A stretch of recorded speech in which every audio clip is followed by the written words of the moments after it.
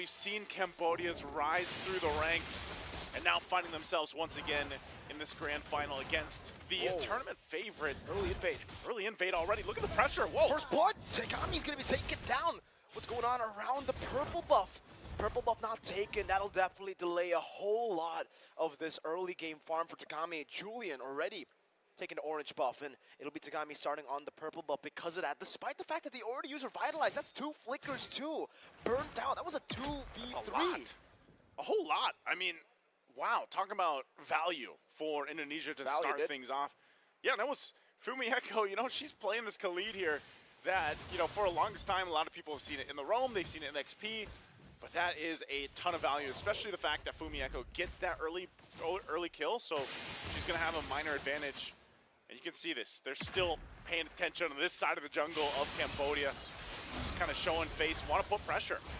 Stun coming down, no flicker on Navi, might be a solo kill. Vivian, this takes down the Aurora. Uwe going in again with the damage, but Fumi Echo is gone. The blades back up again. It's Vivian on the high-lows, getting a double and essentially shutting down Cambodia early. Man, Indonesia, they have something else in mind for this game. Number one, already a minute and a half in, 3 kills. They're aggro. They're aggro. This is the aggro deck if this was a card game, because right now they're further in that lead, almost 2K up at this point. And, you know, that's tough because with Cambodia, with the lineup that they brought to this table, this is not the start you want to have. You don't want to start with your backs against the wall already, especially when you have a Hayabusa. You know, Hayabusa, you're not going to have the greatest time at going and contesting this first objective. So, ideally, you just give it up. You let Indonesia take it. You look for something else elsewhere, and that's exactly what Cambodia will do here. First turtle of the game worked on by Indonesia. They'll secure that. You know, you've got the shadow kill available. They might try to make a play, maybe if they can find one, but so far Indonesia is going to spot that out. You get to see, good onward, over to City, has the flicker, gets out to safety, gets a Terrify down in the Curse Blast too, so Nabi actually will be the one taking a big shot there. But like you said, Naisu, Indonesia, it does look like it is the case, rather, for Cambodia. It's all about just trading at this point of the game, right? Losing the first few battles, and then, never mind, Vivian's going to continue this. Loader's pathway over to Tagami. Also trying to escape, having revitalized in the SOD, almost connecting. Tagami should be able to take this down. Vivian should not be able to survive this. Quad Shadow in, that's a kill for Tagami. Meanwhile, though, all that time was used for the Purple Belt to get taken down. The Eternal Guard catches Tagami, and the Cursed Blast will poke her down. All part of the plan, says Vivian in Indonesia. Not only that, but they'll rotate up here. Look at all this gold going in the pockets of Indonesia. They'll go ahead and stall out Malshi a little bit longer, waiting for Yui to make her way, but that gold plate already gone. Everything. They're going to force a fight here. I don't know if they can.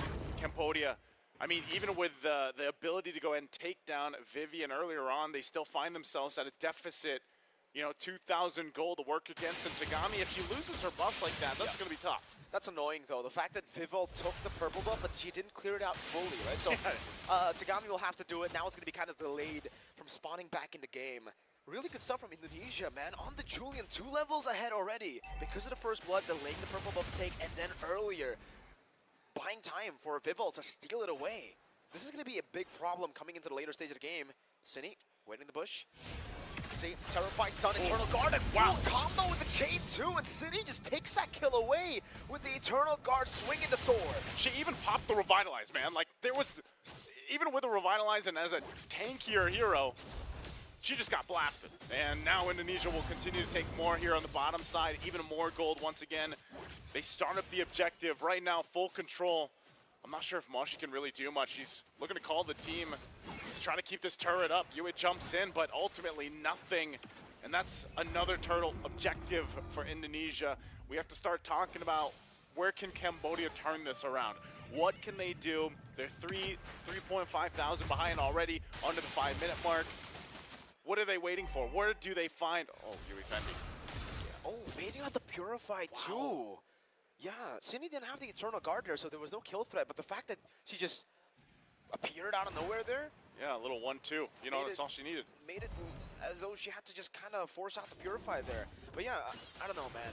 The Gatot Kacha, wait, in mid lane, might be caught again. Oh. And has Chain to knock her up. One basic attack with the Curse Blast. Navi getting the Frigid Glacier onto 3. Now the Quad Shadow over to Fumi Echo. But Terrify disengages for Fumi Echo. Sydney with a great PO on the bottom lane is 1v1 here. SOD thrown away. Sydney Oh, sorry, Chell will be solo killed down below by the XP lane. Good thing for Mashi to pick that up. You know, stop the bleeding a little bit, but still the big apparent issue right now is Tagami has not had much control in her jungle. You're looking at it, she's only got a Hunter Strike. And, you know, with all the gold that Vivil's been able to get herself, you know, she's already got the wings, she's working on the next item. But that's enough. A lot of times all we see is this interaction between dropping down enhanced chains, really. And the fact that you also have an internal guard. I mean, look how much damage has been done here by Cine already. And that's what's difficult, because even when you're just the crowd control alone, but then you're trying to escape and you're slowed down with Glorious Pathway, it's very difficult to play against that. Even when you're thinking, oh, I'm safe under my turret. No, you're not. Now in the mid lane, they're still putting the pressure 20 seconds away from that turtle, and right now it's just Cambodia scratching for whatever they can find across the map. Shell, she's going to be by herself. She should be fine. Still has a Purify. Might try to make a play down here. They're going to trade possibly objective for maybe a turret, maybe a kill. Cambodia doesn't want to contest these right now, but Shell's holding her own. Iesf finally working on the turret. Moshi in the mid lane trying to just save this turret here. That's a golden sap already, 6 minutes in for Chell. Bottom lane will be a turret for Iesf, so at least they get a few more objectives down to trade it for the turtle. But Vivo's still 2 levels ahead of Tagami, and essentially Tagami, I don't know, man. When you're behind on a Hayabusa, it feels just, it really feels bad. Especially considering you're up against a Julian who has so much consistent damage. It's like it's a DPS. I don't know. You can't kind of say that he's DPS, but it's kind of bursty too. It's a different kind of damage, I would say, right? For the assassin, for Hayabusa, it's way more bursty, and the fact that you're behind now will give so much more room for all the squishy backliners, Cine and Chell, to even get some more magic defense, or sorry, physical defense, so that they could deal with Tagami. And the big problem for Yue here on the God of Kacha is the fact that, you know, Gotham's really good against physical. But against magical, it's all the same. Vivian, Glorious Path. Wait, the stun doesn't connect in time. That's a flicker from Nabi. Wow. Flicker and ult. They might have even possibly gotten the Revitalize out, but at least Yue holds on to that. Moshi, I'm not sure if she's going to get chased any further, but you're just seeing Indonesia. They're just kind of like, fight me. You know, come on, Cambodia, we want to fight. Because they know that they have the advantage right now in terms of raw power and everything else. And Cambodia has to play this smart. Like you mentioned, with Hayabusa, you're down like this in levels. You're not getting many buffs. You kind of just have to force yourself to just go farm up, you know, get what you need. And then maybe, like I would say, even to the point. Wow. That's interesting. Skypiercer, despite everything going on. So Skypiercer's picked up. She is a focus once again on this top side here from Indonesia. People's just on the turret. Radiant Sandstorm from Mieko will not find anyone. That's a flicker out of the Frigid Glacier as Vivian pops and Revitalize to survive.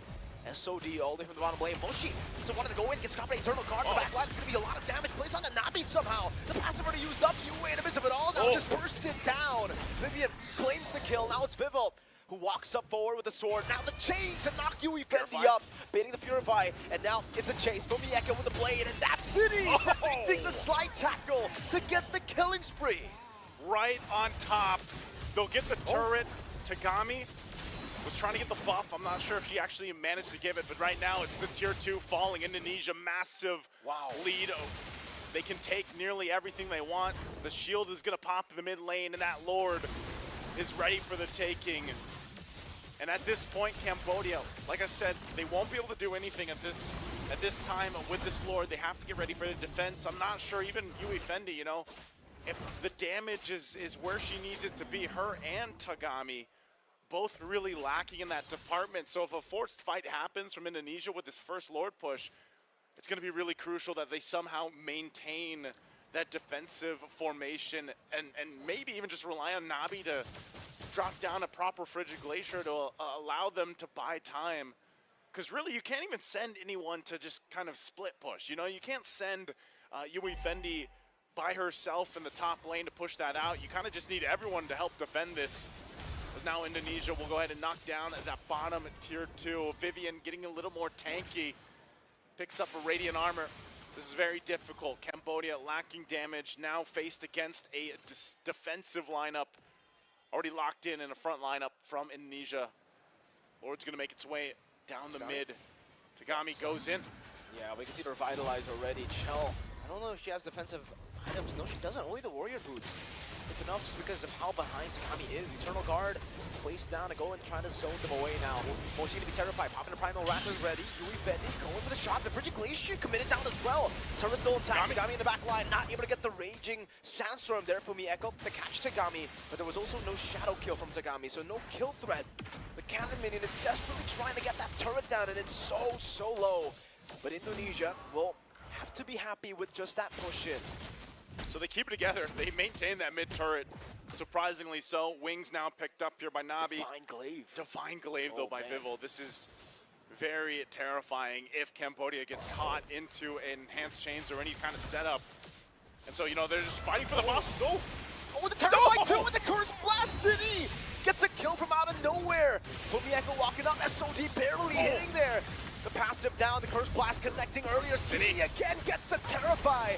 Combos it in with a Curse Blast. Vivel, in the midst of it all with the Enhanced Sword, a bit too overextended, and will be taken out by Moshi with the Primal Rat. I think they're still going to go try to focus down this turret if they can. Even that mid turret, 1 HP away. Yui will keep them at bay though, so against it all, Cambodia holds on to all base turrets.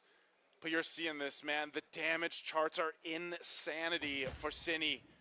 Time and time again with the Curse Blast, able to just land that combination so well, whether she has an Eternal Guard or not. Her damage profile is absolutely insane. And They're going for a fight. See if they can pull it off. Knowing how far behind they are here at this point, Cambodia might have to go for even a Hail Mary play at some point. Malefic Gun being picked up by Yui Fendi. Not sure if they're going to be able to get any of the control around this that they want. It's already been quickly worked on, and that's the Lord. Secured by Vivel. Yui, she's going to get chased down a little bit, but ultimately, you know, whether it's a good thing or not, man, they're going to have to defend in their base. They're going to have to make this work either way. And like we saw, you know, we got a glimpse of it. Even though they were down earlier on quite a bit, they still managed to stay in the game. They still managed to hold on to the base turrets. At least that, you know, that mid turret is pretty much going to be gone this next push in.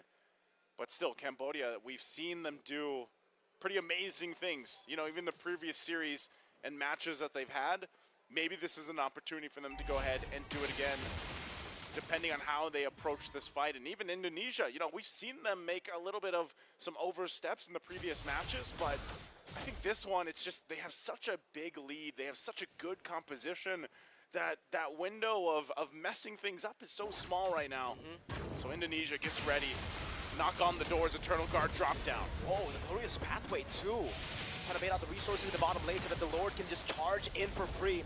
2 base turrets taken down up top as well. Pivot will pick it up now in a 1v1 against Tagami. Has the quad shadow to escape. Vivian with a stun down onto Moshi.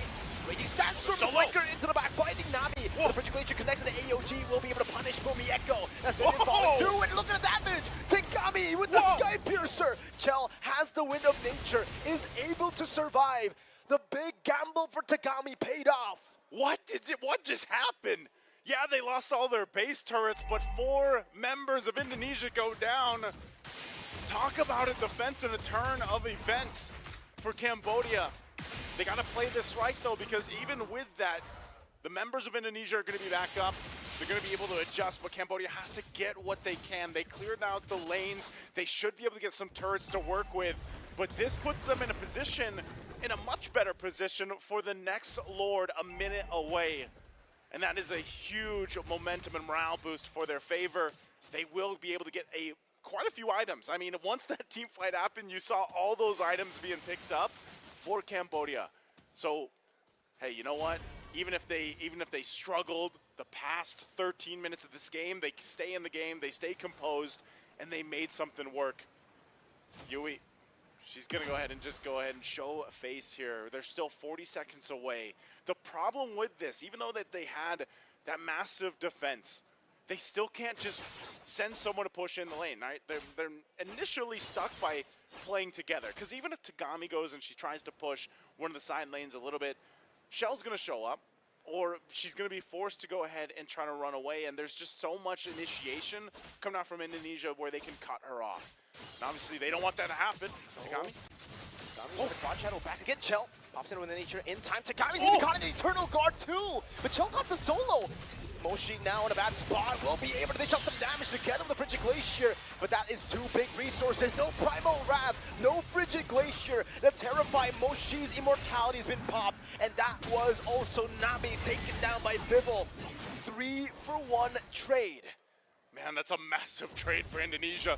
You're thinking something could happen. You know, Takami, as I was saying, if she's going to be in a side lane and tries to do something, whether that's push, whether get a kill, you still expose yourself. And now 2 members on the defense. Indonesia will let them deal with the waves pushing in, and they'll make their way for this Lord.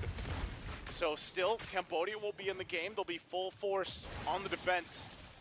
And honestly, it comes down to that. Can they actually rally once again to defend, even without base turrets, without any of that to support them up? Yui takes the spear. Shell's joining that. They know they want to go ahead and try to take this purple buff if they can. Some more big items were picked up on both sides with it. So Cambodia, have they been able to unlock the power that they need to actually go and win this team fight around? We know that the Wind of Nature was also used earlier on, and so that might be part of it. Some of the switching happening with the Winter Crowns and the Immortality, as we say it. There's Moshi picking up the Winter Crown. She might kind of have to just throw herself up the front and try to delay things out. Lord making its way in the mid as Indonesia walks this in. Notice the placement of Tagami.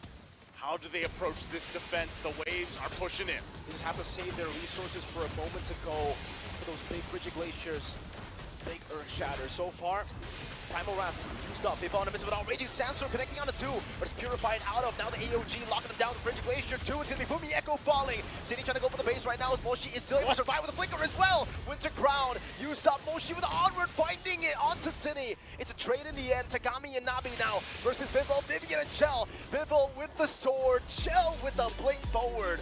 Indonesia secure game 1 match point in the grand finals. Champion.